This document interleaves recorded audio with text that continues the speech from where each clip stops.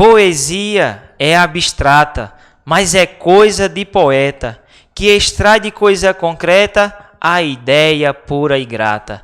Na simplicidade inata do canto da cotovia, no circuito da enguia e no silêncio da taipera, de onde menos se espera, nós tiramos poesia. Boa tarde, galerinha do 8º ano.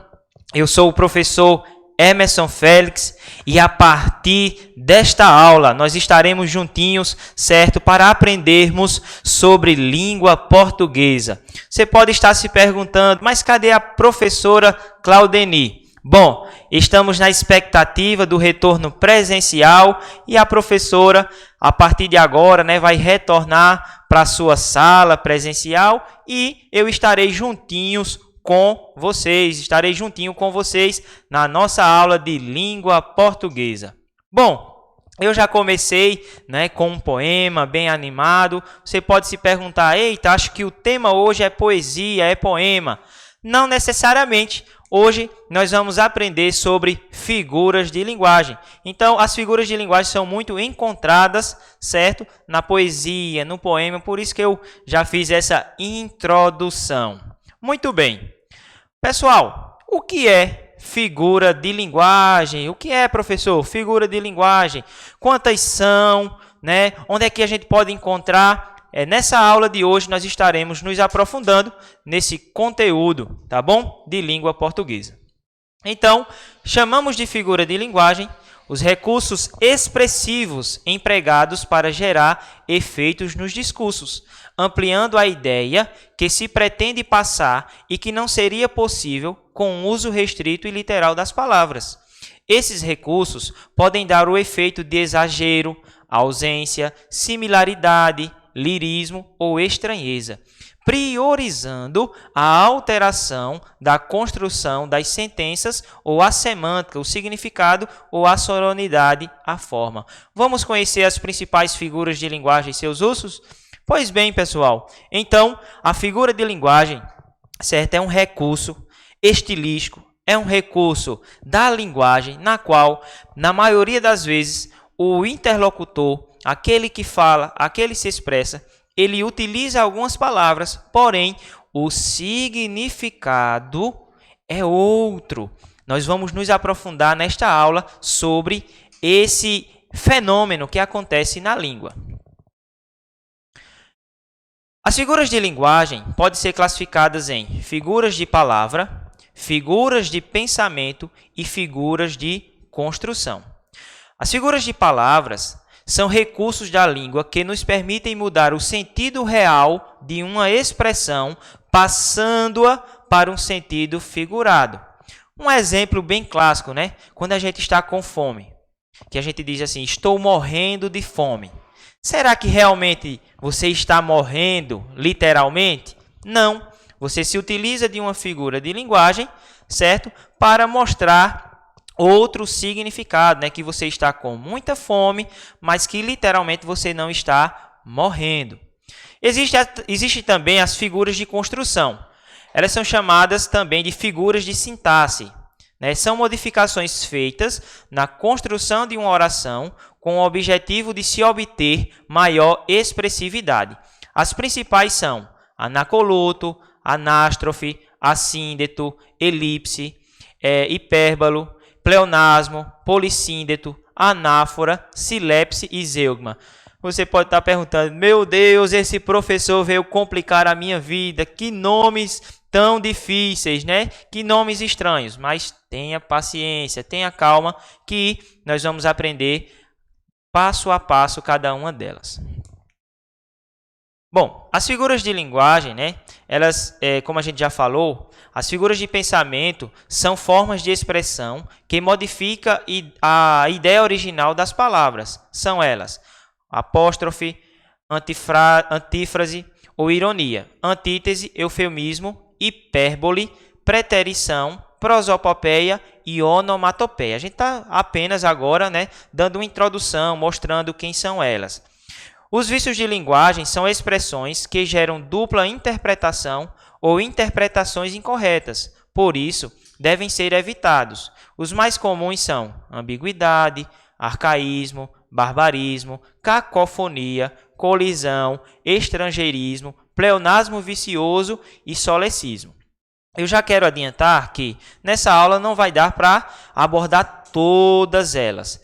Porém, os professores mediadores, durante as semanas seguintes, irá abordar, né, cada uma delas, irá mostrar onde elas são utilizadas, mostrar exemplos. Então, a gente vai estar observando nessa aula algumas dessas, as mais utilizadas.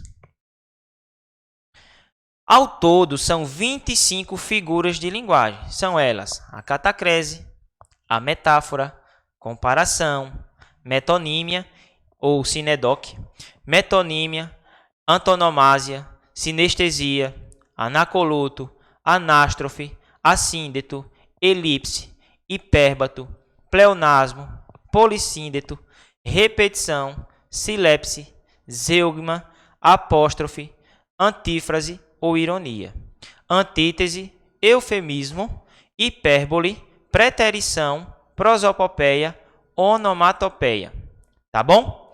Essas são as 25 figuras de linguagem conhecidas no meio desse fenômeno linguístico, tá? Esse fenômeno da linguagem. Vamos começar pela catacrese. Então, agora vamos abordar cada uma delas, onde a gente pode encontrar. Será que você utiliza? Será que sua mãe utiliza? Será que nós utilizamos no dia a dia? Então, a catacrese é o termo que existe devido à falta de uma palavra específica para nomear algo. Assim, é utilizado um substantivo que já representa outra coisa. A catacrese já é utilizada na linguagem coloquial e não é uma invenção do autor. Olha o exemplo: pé da mesa, pé de alface. Ah, professor, entendi. Quer dizer que não há um nome específico para aquela parte da mesa, para aquela parte onde a gente apoia o braço no sofá. Então, isso mesmo, na ausência de um termo específico para alguns objetos ou para alguns alimentos que a gente vai estar observando, a gente utiliza a figura de linguagem chamada catacrese. Então, por exemplo, pé da mesa, pé de alface, dente de alho, cabeça de alho, asa da xícara, braço do sofá. São inúmeros objetos ou alimentos que não têm um nome específico e aí a gente utiliza outro já existente, mantendo ali uma relação de sentido. Tá bom? Então, olha o exemplo. Ó. Precisei chamar um marceneiro para consertar o pé da mesa. Então, como aquela parte ali da mesa não tem um nome específico, as pessoas utilizaram um nome já existente, certo? Com uma certa relação de sentido e começaram a utilizar. Então, revisando, a catacrese é um termo já existente, porém utilizado também em outro objeto ou em outro alimento, tá? Então, o dente de alho, o pé de alface, certo? A cabeça de alho, por exemplo, o braço do sofá, são exemplos de catacrese. Vai anotando, vai tirando o print, que esse conteúdo é mamão com açúcar. A comparação. Uma relação de comparação explícita entre dois termos, marcada pela presença de conjunção comparativa. Então, quando eu comparo alguém a algo ou algo a alguém, certo? Nós estamos utilizando a figura de linguagem chamada comparação. E esses termos aí em negritos, que está nos exemplos, vai nos ajudar a identificar quando essa figura de linguagem é uma comparação. Por exemplo, o pensamento é como um diamante bruto. Olha só, eu estou comparando o pensamento como um diamante bruto, aquele diamante que ainda não tem forma, que ainda vai ser lapidado. O pensamento é tal qual um diamante bruto. O pensamento é igual a um diamante bruto. Então, você vai observar que essas conjunções como, tal qual e igual a tem a função de ligar essas duas orações, esses dois termos, e nos mostrar uma relação no sentido de comparação, tá? Essa é já a segunda figura de linguagem que nós aprendemos. A metáfora. Bom, tem muita gente que confunde a metáfora com a comparação, mas é muito fácil de identificar. Enquanto que na comparação nós utilizamos as conjunções comparativas como, tal qual, igual a, aqui na metáfora, em vez de a gente fazer uma comparação, nós dizemos que algo é outra coisa. Eita, professor, como assim? Por exemplo, imagine, né, que você chega para um rapaz ou para uma moça e diz assim: os seus olhos são estrelas no céu. O seu cheiro é as flores do jardim. Você vai observar que a gente não está dizendo que os seus olhos são como estrelas no céu. Não, a gente não está comparando. A gente está dizendo que os seus olhos são estrelas no céu. Você é a flor mais linda do meu jardim. Eita, que o professor hoje está apaixonado. Será isso?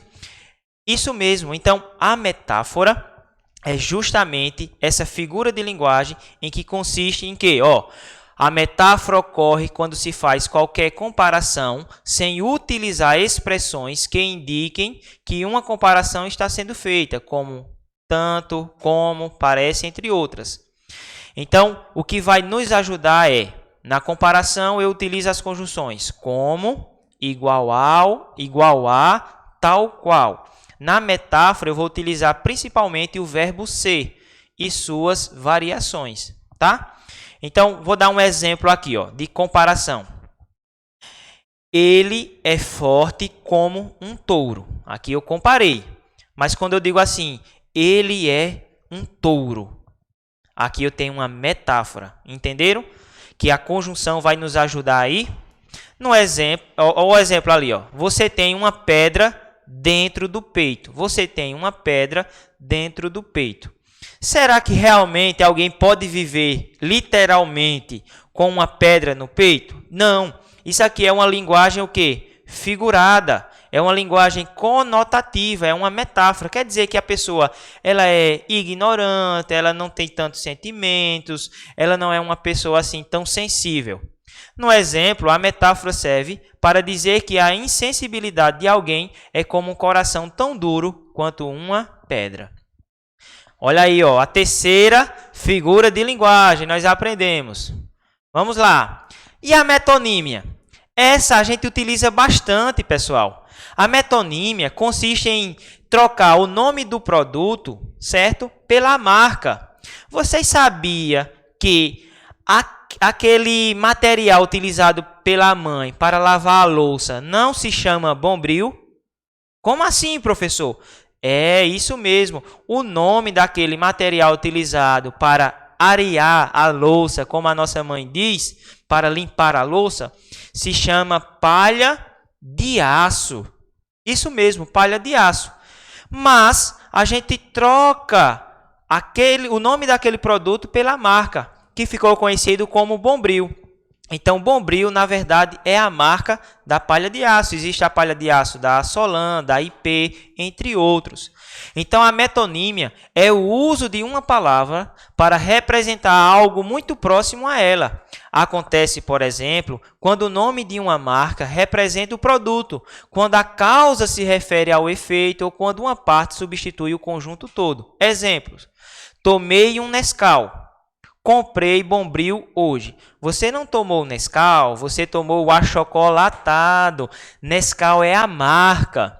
Então, a gente utiliza muito quando diz assim: acabei de comer um prato de feijão e arroz. Será que você realmente comeu um prato? Não. O prato é o quê? O lugar onde se coloca o produto. Mas é a figura de linguagem chamada metonímia, quando a gente troca aí, a marca pelo produto, o produto pelo recipiente, tá bom? E aí, procurem na mente de vocês algo, né, que vocês falam parecido como esses aí, que vocês trocam, por exemplo.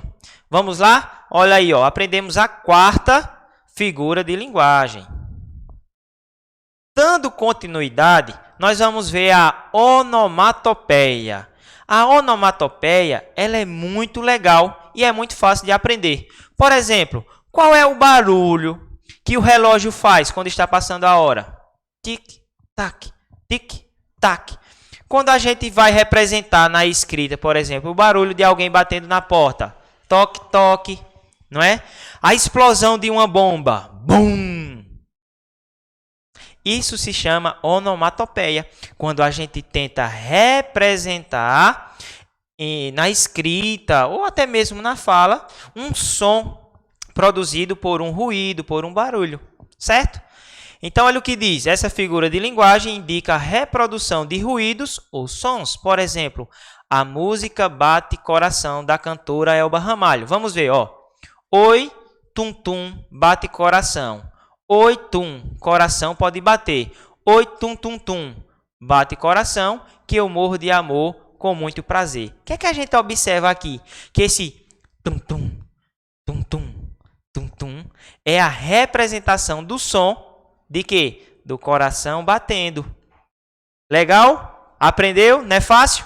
Olha o último exemplo, né? O tum, tum representa a batida do coração. Olha aí nessa imagem aí, ó.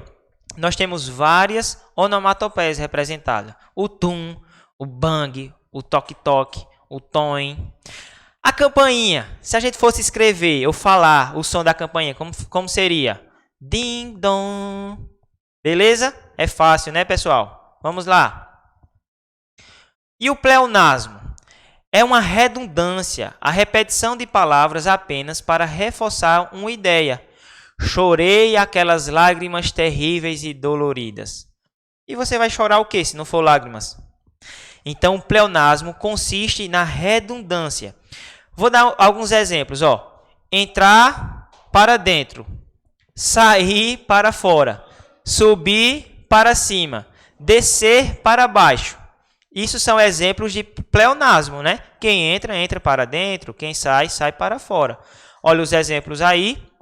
Ó, e ri meu riso, em seu louvor hei de espalhar meu canto, e ri meu riso e derramar meu pranto, ao seu pesar, o seu contentamento. Então, ri e riso é um exemplo de pleonasmo, tá?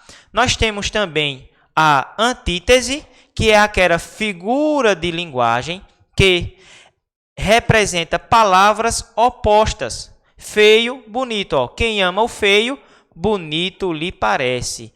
Ontem estava triste, mas hoje acordei feliz. Então, triste e feliz, nós vamos ter o quê? Palavras opostas. E, pessoal, muito obrigado, né? Esse aqui é o slide da professora Claudeni, por isso ficou no feminino. Mas obrigado e até a próxima aula. Espero que tenham gostado e estudem, viu? Valeu!